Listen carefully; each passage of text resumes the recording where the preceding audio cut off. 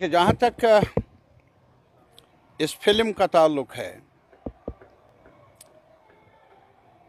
मेरी नज़र में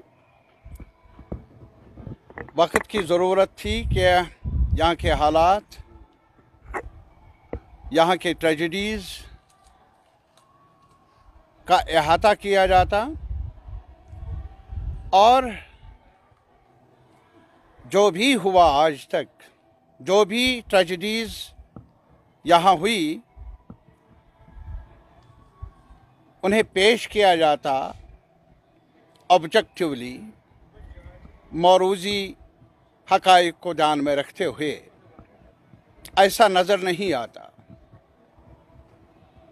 यह हमारी बदकिस्मती है कि कश्मीर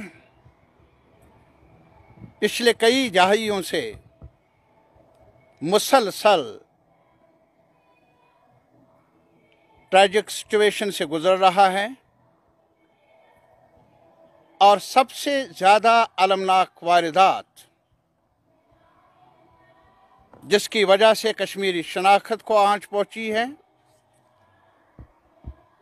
वो माइग्रेशन है। घर छोड़ने की मजबूरी हमारे समाज के एक अहम हिस्से को खौफ के मारे, डर के मारे वादी को छोड़ना पड़ा। कश्मीरी पंडित, ये अलमनाक चैप्टर है हमारी हिस्ट्री का, दो राय नहीं। लेकिन इसके साथ ही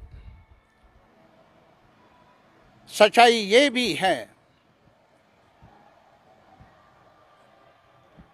कि तशद्दुद की हामी क़ुव्वतों ने ये नहीं देखा कौन किस मिल्लत के साथ, मज़हब के साथ ताल्लुक़ रखता है, किसका अकीदा क्या है। उन्होंने जहाँ टिपलू को मारा, जहाँ लसकोल को मारा, वहाँ मोहम्मद शाबान वकील को भी मारा। वहाँ एक अलमनाक हादसा पेश आया। एक बुज़ुर्ग लीडर, रहनुमा, जो बिस्तर मरग पर थे, मौलाना मसूदी साहब, उनको भी नहीं बख्शा। मीरवाइज कश्मीर, मौलाना फारूक किसकी गोली से मरा? और फिर नमाज जनाजा में शामिल, मातमी जुलूस में शामिल दर्जनों आम शहरी गोलियों के निशाना बने। क्या कसूर था उनका?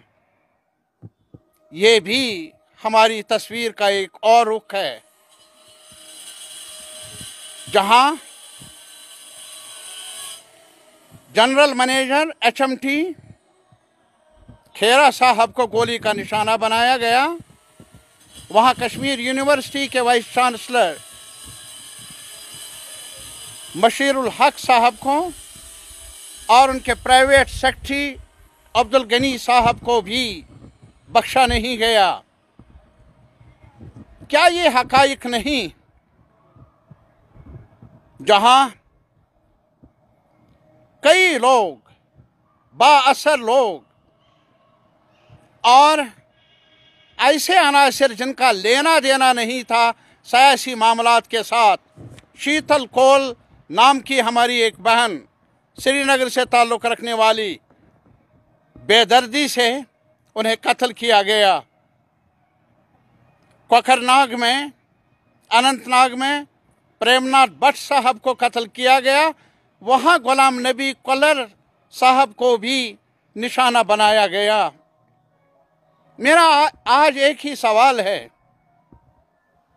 उन कुव्वतों से जो आज भी खूने कश्मीर का सौदा कर रहे हैं, मुख्तलिफ बाजारों में इसे बेच रहे हैं। बस करो। कौन मरा? किसने मारा? जो भी मरा, मेरा रिश्तेदार मरा, मेरा अजीज मरा, मेरा बुजुर्ग मरा, उसका नाम क्या था? वो किस अकीदे के साथ ताल्लुक़ रखता था, वो कश्मीरी था। और आज मैं फिर यही दोहराना चाहूँगा, जहाँ वंदहमा के अलमनाक सानिहा पेश आया, वहाँ गाँव कत्ल के सानिहे को बोला नहीं जा सकता। जहाँ कहीं और गांदरबल के अलावा बड़गाम में कुछ हमारे माइनॉरिटी कम्युनिटी के साथ ताल्लुक़ रखने वाले बेगुनाह भाइयों और बहनों को मारा गया, वहाँ कुपवारा में एक बस आ रही थी बांडीपोरा से, बस के मुसाफिरों को किसने मारा? जहां सोपोर की एक मासूम हमारी बहन की असमत फरोशी की और उसे कत्ल किया गया, एक पंडित घराने से उसका ताल्लुक था। वहीं पर कनन पोशपोरा का सानिहा भी हमारे सामने है। किसकी इज्जत लूट गई, किसने इज्जत हमारी उस पर शब खून मारा? मैं तो आज भी ये चाहता हूँ प्राइम मिनिस्टर साहब, जुर्रत का मुजाहिरा कर लीजिए। आज अफ्रीका की तरह जब अपार्थीड था वहाँ, उसके बाद एक कमीशन बनाया गया, ट्रूथ एंड रिकन्सिलिएशन का कमीशन, एतबारियत का कमीशन, ये जानने के लिए कौन मरा, किसने मारा। जो भी मरा वो दोबारा जिंदा हो नहीं सकता, लेकिन कम से कम जवाबदेही पैदा हो, उनके लवाहिकीन को ये पता चले कौन मरा, क्यों मरा। आज ये भी कहा जाता है कि ये सियासी पार्टी और वो सियासी पार्टी। मेरा एक सवाल है, जो हमारे लेजिस्लेचर के स्पीकर थे, मेंबरान थे, नेशनल कॉन्फ्रेंस से ताल्लुक था, कांग्रेस के साथ ताल्लुक था, पीडीपी के साथ ताल्लुक था, वो किसने मारे, क्यों मारे, कितनी बड़ी तादाद से उन्हें बेरहमी से मारा गया, क्यों मारा गया? इसलिए उन्होंने वो रास्ता नहीं चुना। सबसे पहले जिसकी मौत हुई, अलमनाक मौत, कौन था वो श्रीनगर का नेशनल कॉन्फ्रेंस का कारकुन था, मोहम्मद यूसुफ हलवाई। महज इसलिए कि जब इंतहा पसंदों ने कहा कि 15 अगस्त पर ब्लैकआउट हो, उसने मुखालफत की, वो था। आज उसको किस सफ में आप शामिल कर रहे हैं? आज माना सियासी मामलात की खातिर खूनी आदम को पेश किया जाए, मुल्क के लिए नुकसानदेह है, अवाम के लिए नुकसानदेह है, कश्मीर के लिए नुकसानदेह है। मैं आज दोहराना चाहता हूँ, मुल्क के बाअसर अहले इक़्तिदार लोगों को बताना चाहता हूँ, कश्मीर ज़मीन का टुकड़ा नहीं, कश्मीर तहजीब का नाम है, सिविलाइजेशन का नाम है। 5000 साल की तारीख है हमारी, जिसे मिटा नहीं जा सकता कोई भी बारूद।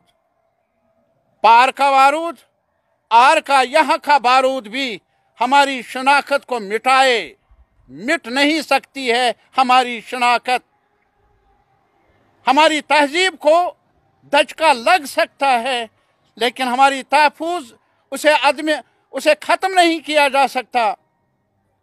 मैं याद दिलाना चाहूँगा, मेरे ही इलाके में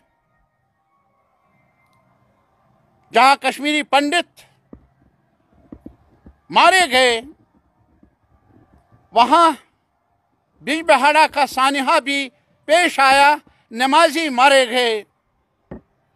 जहाँ हिंदू मरे, मुसलमान मरे, वहाँ छठी सिंहपोरा में, अरे साहब, मेरी सिख बहन भी मरी, सिख भाई भी मरा, और वो जो आंसू थे सिख बच्चे के चेहरे पर, वो जिनका कोई मरता है और फिर आंसू बहते हैं। मैं फिल्म बनाने वालों से कहूँगा, अहले इक़्तिदार से कहूँगा, ज़रा मुझे बताइए इन आंसू का कौन सा रंग है। बरा मुझे बताइए कि ये आंसू किस बाज़ार में बेचने हैं। बस करो। मैं यही कहूँगा, जहाँ मेरा कुलगाम में अशोक मरा, वहाँ मेरा हांजन का यूसुफ भी मरा, वहाँ मेरा भोगंड का अमीन भी मरा, वहाँ मेरे 2 टीचर्स भी, बशीर अहमद भी मरा और भी मरे। कौन मरे? कौन मरे? मेरे अजीज़ मरे। मैं अपने रिश्तेदारों को बांटना नहीं चाहता हूँ। मैं अपने करीबों को इस चेहरे से नहीं जानना चाहता हूँ कि वो मंदिर जाने वाले हैं या मस्जिद जाने वाले हैं। जहाँ मैंने इलेक्शन लड़ा